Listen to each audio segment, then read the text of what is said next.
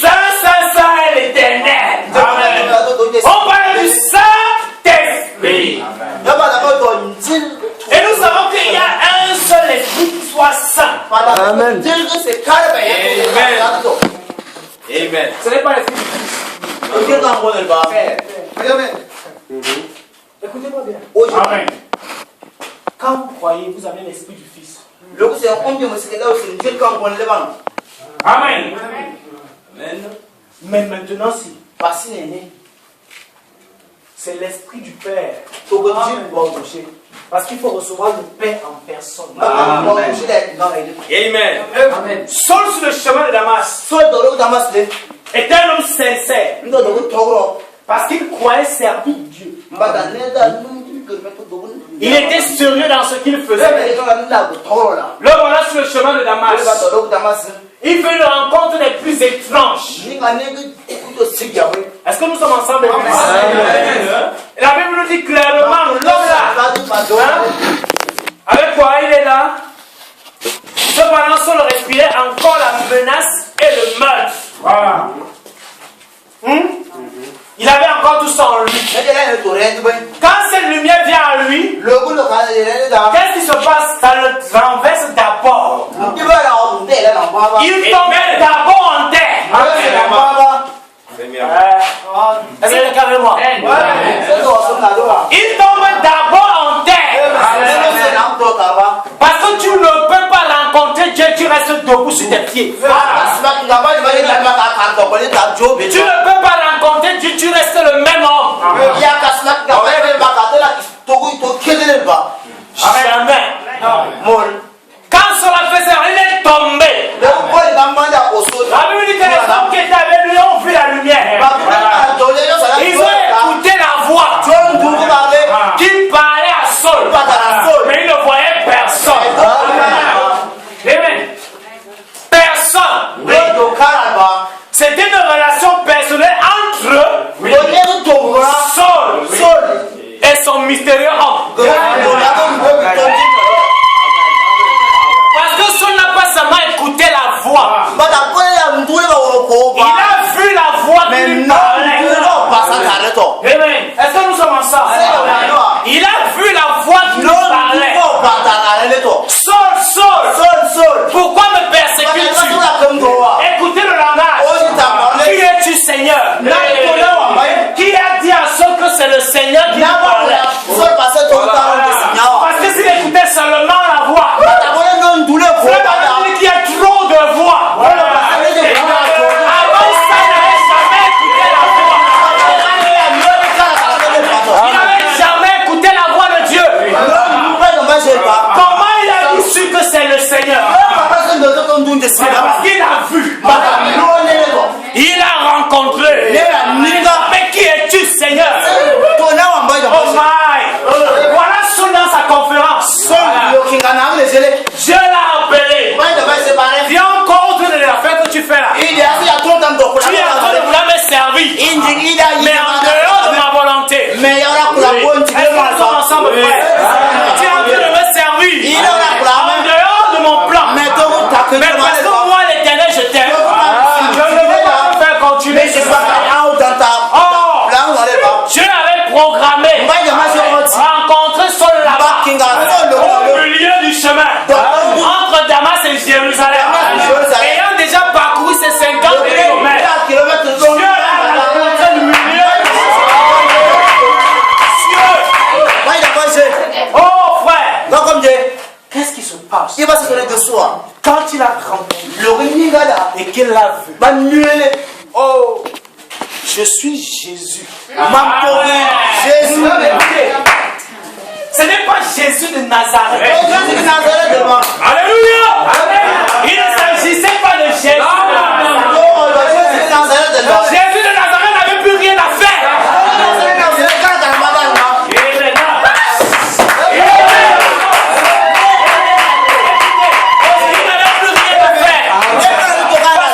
Mission. Quand le Père l'a envoyé, il a réussi. Pourquoi? Parce qu'il avait dominé toutes les choses. Une domination qui pesait sur les hommes, il avait réussi à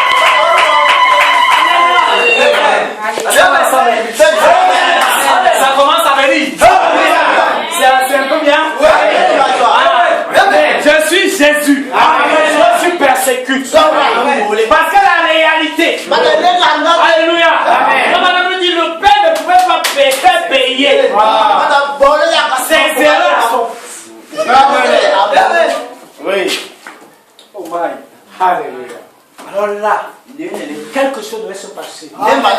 C'est deux âmes qui causaient. Une âme devait tomber. Tomber d'abord premièrement. Amen. Pourri. Ah oui. Après de...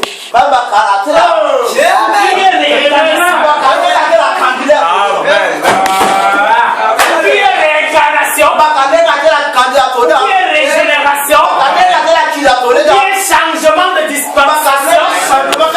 Oh frère, il fallait que l'ancienne meure. Amen. Devait mourir dans sa dénomination. Il devait mourir dans ses conceptions, dans son savoir, dans son intelligence. Peut-être que je lis mal la Bible. Ça n'a pas pris une journée. Non. Ça n'a pas pris un mois. Non. Ça n'a pas pris des années. C'était instantané. Quand même ce réel contact, il y a eu un change. Qu'est-ce qui se passe? Que nous disions que nous avons rencontré le Seigneur. Mais il y a des difficultés. Quand on sort la présence de Dieu, on est les mêmes. Il n'y a rien de nouveau qui s'ajoute. On a des difficultés à dire à quelqu'un Jésus t'aime pas. On a des difficultés à tenir la main de l'autre et de dire aussi voix. Tu as rencontré Dieu. Nul ne vient au Père. Il ne connaît le Père. Il ne rencontre le Père. Il reste le même. Amen. Il ne rencontre le Père. Oh, il fallait que Saul meure. Parce que Frère Baron dit le nom. C'est la nature. Amen. Le nom, c'est la nature. Et la nature, c'est ça où ici. À l'instant que Saul venait de mourir, la personne qui a entré là, Saul est resté. La mort de Saul venait d'avoir une. Dieu ne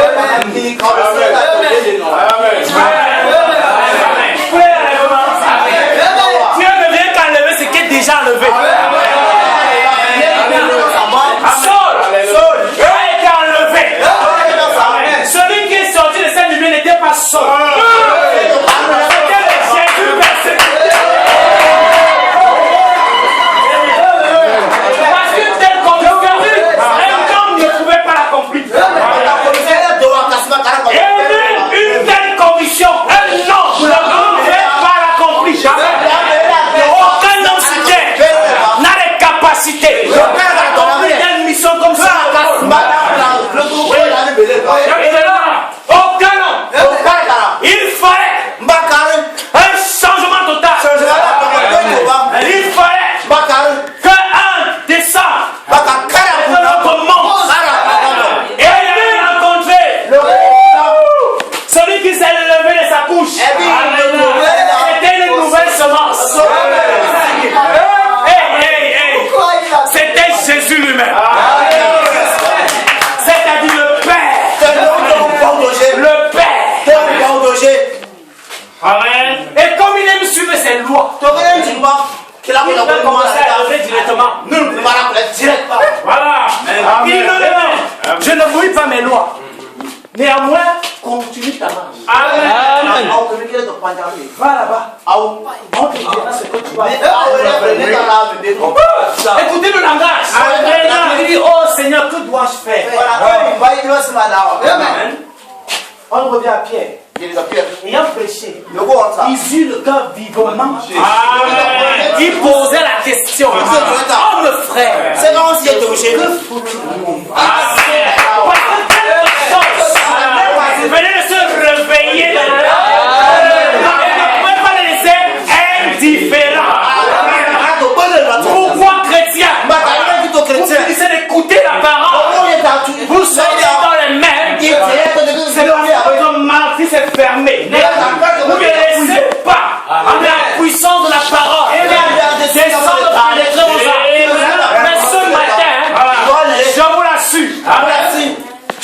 qui entre en contact ne sortira pas ici le même.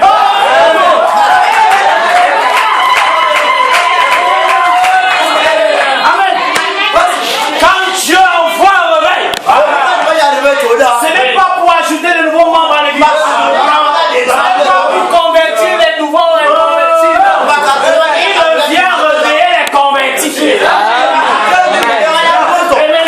réveil, c'est pour les convertis. Et de temps en temps, le croyant a tendance à s'assoupir. Voilà. Alors Dieu envoie le réveil. Oh, cela me rappelle l'aigle. Quand l'aigle doit faire son réveil. Parce que quand elle vit 35 ans,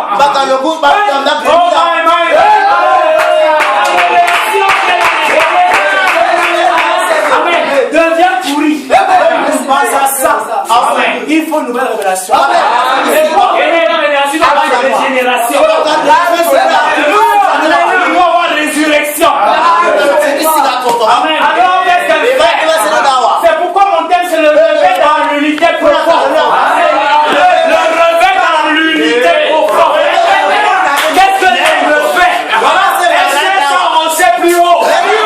Le sommet de la révélation. Elle se pose là-bas. Oh my! Parce qu'elle veut entrer en instance de réveil. Ses frères, mon frère se charge d'elle.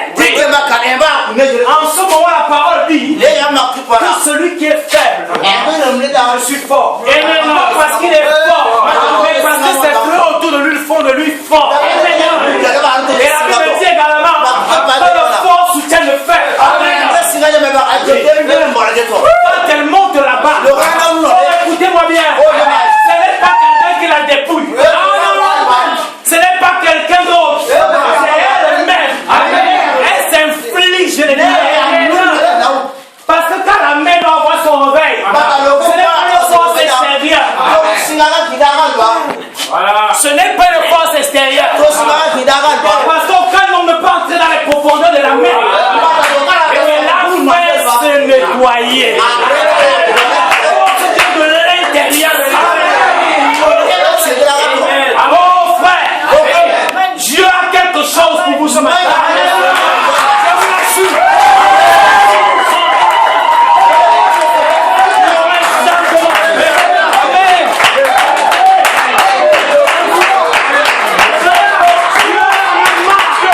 Amen.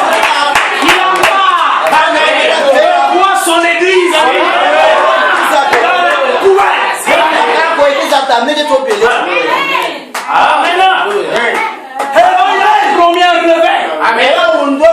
En ce temps du soir, il a dit son église aura un réveil.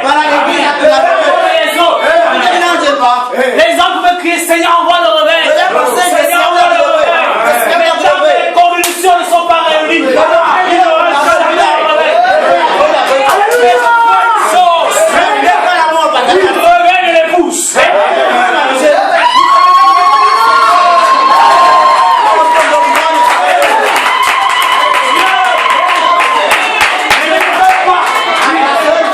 Vous appelez le réveil.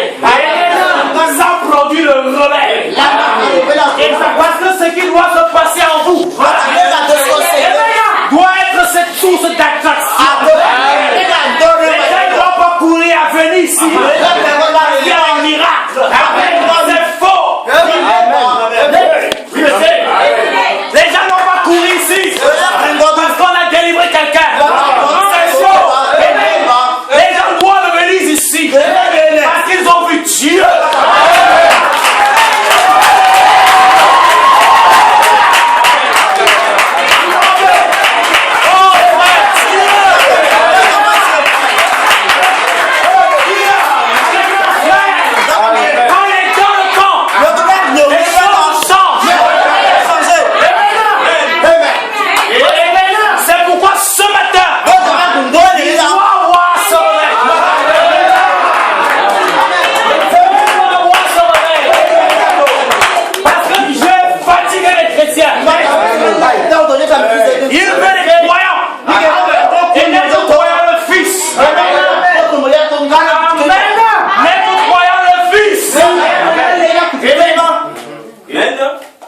Alors, frère, est-ce qu'il y a quelqu'un qui veut monter? C'est de mais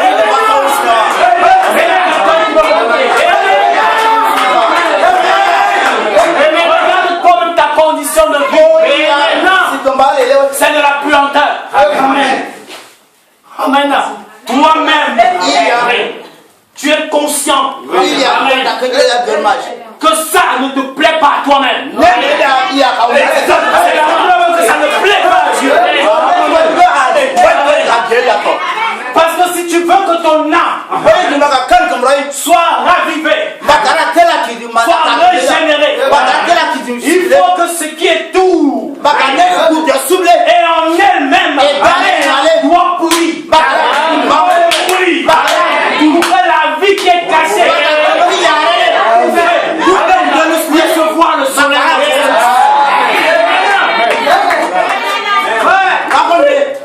Dans la lune, il y a le soleil. Amen. Amen. Dans la lune, il y a le soleil. Oui. Amen. Dans la lune, il y a le soleil. Amen. Amen. C'est pourquoi quand elle frappe sur la semence, il y a une manière dont elle croit. Mais remarquez, Dieu ne stagne pas. Il n'y a pas une cité de crevasser. Alléluia. Le temps de la fin. Le temps du soir. Oui, merci.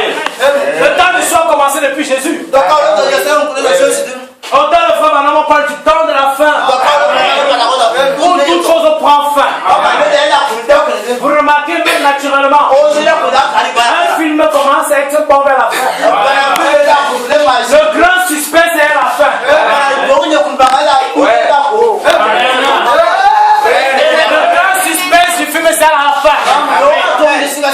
Quelqu'un peut arrêter le début. Quelqu'un le milieu. Quelqu'un peut raconter un peu. Moi, ce que je fais ici, je vous lis la jeunesse, je vous lis Esaïe, je vous lis Matthieu, je vous raconte un peu les étapes. Chacun a envie de voir ce qui doit arriver à la fin. Pourquoi la Bible me dit, ils ont vu, ils ont soupiré, mais on leur a dit, amen, ce n'est pas pour vous. Ceci n'est pas pour vous. Il y a des vrais acteurs qui viennent. Oui, monsieur. C'est ce qu'on est en parler. Vrais acteurs. Parce que la scène du feu de la fin, je veux monter. Elle est plus secouante. Elle est plus vibrante. Parce qu'au temps de Paul, le reste là, la fin est encore fermée. Paul s'attaque aux petits esprits. Frère Branham s'attaque aux petits esprits.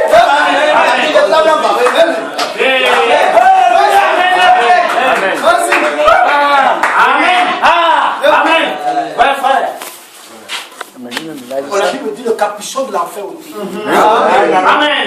Ils sont sortis. Ils sont tous sortis. Amen.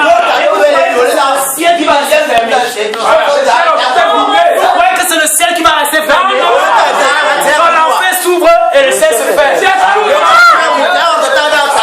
Ça veut dire que tous les derniers mystères cachés sur le trône de Dieu. Amen.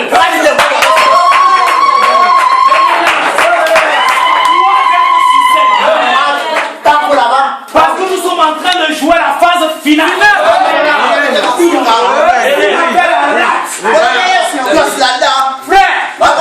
Vous n'aurez plus le Père. Merci. Vous deviendrez des enfants bâtards orphelins. Voilà. Mais vous comprenez pourquoi il n'a plus intérêt. Et il veille. Amen. Que la feu là ne soit pas jouée par n'importe qui. Écoutez bien. Seulement parce que tu as été bon joueur au début. Au quart de finale. Au huitième de finale. Non. Si on s'en rend compte à la finale, malgré que tu es ton fils, malgré que tu es grand-bas, ou bien Messi ou n'importe quoi, On voit qu'il y a manque de quelque chose. La croix s'arrête qu'au demi-finale.